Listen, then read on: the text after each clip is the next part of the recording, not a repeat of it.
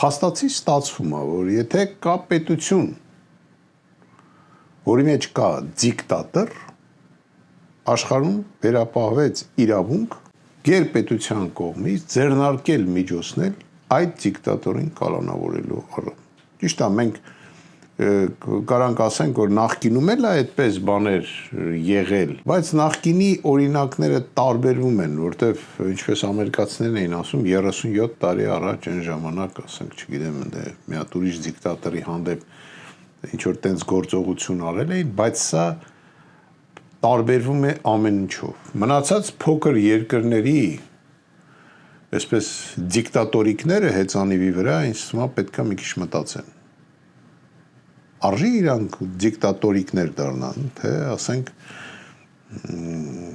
հնարավորություն ունեն բոլոր դեպքերում այդ քաղաքական հետապնդումներ իրենց այսպես հանդեպ ինչ որ հակառակ խոսողների հանդեպ չկիրառեն։ Ես նորից եմ կրկնում, իրավունքը փաստացի տարածվեց մյուս երկրների վրա, որոնք իրենցից հանդիսանում են գերպետություններ։